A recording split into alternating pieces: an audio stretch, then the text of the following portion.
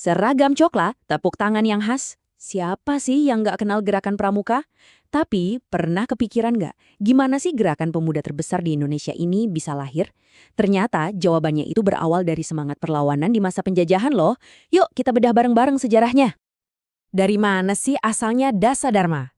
Kenapa tepuk pramuka itu bisa seikonik itu? Ternyata nih, semua tradisi yang udah membentuk karakter jutaan anak bangsa ini punya akar sejarah yang dalam banget. Untuk paham semua itu, kita perlu jalan-jalan sedikit ke masa lalu. Oke, perjalanan kita mulai dari zaman yang jauh sebelum Indonesia merdeka, tepatnya di masa penjajahan. Nah, disinilah, di tengah tekanan kolonial, benih-benih pertama gerakan kepanduan itu mulai ditanam di tanah air kita. Jadi ceritanya gini, semua berawal di tahun 1912.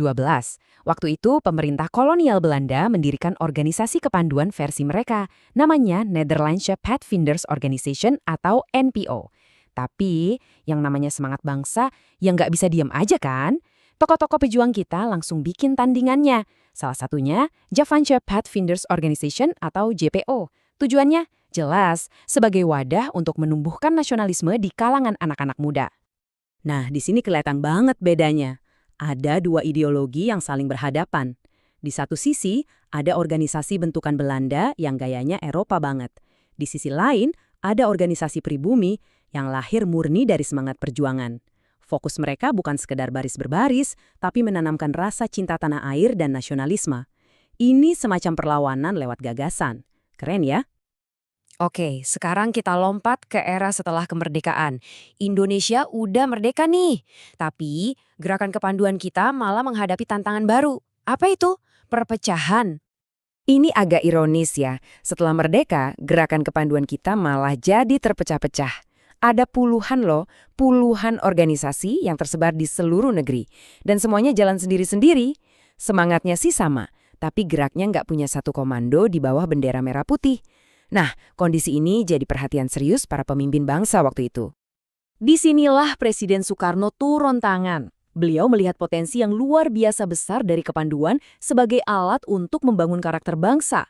Makanya visi beliau di tahun 1961 itu tegas dan jelas banget. Semua organisasi kepanduan ini harus dilebur jadi satu. Nggak ada lagi kelompok-kelompok kecil, yang ada hanya satu gerakan nasional yang solid dan kuat. Visi Bung Karno itu nggak cuma jadi wacana loh. Tahun 1961 jadi tahun yang sangat menentukan. Bisa dibilang inilah tahun kelahiran resmi Gerakan Pramuka yang kita semua kenal sampai hari ini. Ada 3 tanggal super penting di tahun itu. Pertama, 9 Maret. Saat pidato Presiden Soekarno di depan para tokoh kepanduan dianggap sebagai tunas dari gerakan ini. Kedua, 20 Mei. Landasan hukumnya disahkan lewat Kepres. Dan puncaknya, 14 Agustus. Di hari inilah para pimpinan nasionalnya dilantik dan Gerakan Pramuka secara resmi diperkenalkan ke seluruh rakyat Indonesia dengan pawai besar-besaran. Nah, ini dia jawabannya kenapa setiap tanggal 14 Agustus kita merayakan Hari Pramuka. Tanggal ini dipilih untuk mengenang momen bersejarah itu saat Pramuka secara resmi diluncurkan ke publik. Ini jadi simbol persatuan dan semangat baru buat para pemuda Indonesia. Oke, kita udah tahu bagaimana dan kapan Pramuka lahir. Sekarang kita masuk pertanyaan yang nggak kalah penting. Sebetulnya untuk apa Gerakan Pramuka ini didirikan? Apa sih tujuan luhurnya? Tujuannya itu sangat mendasar dan penting banget. Bukan cuma buat ngedidik generasi muda secara akademis, tapi yang utama adalah membentuk karakter mereka, biar jadi tangguh dan disiplin. Lalu, menumbuhkan patriotisme, rasa cinta pada negara yang waktu itu baru aja merdeka. Dan tentunya membekali mereka dengan berbagai keterampilan praktis supaya bisa mandiri.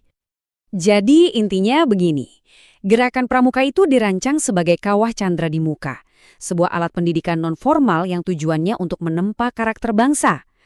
Jadi ini bukan sekedar kegiatan ekstrakurikuler biasa ya. Ini adalah sebuah proyek besar untuk membangun fondasi sumber daya manusia Indonesia. Dari sebuah perlawanan di masa kolonial sampai akhirnya menjadi satu gerakan nasional yang solid, sejarah Pramuka ini benar-benar cerminan perjalanan bangsa kita.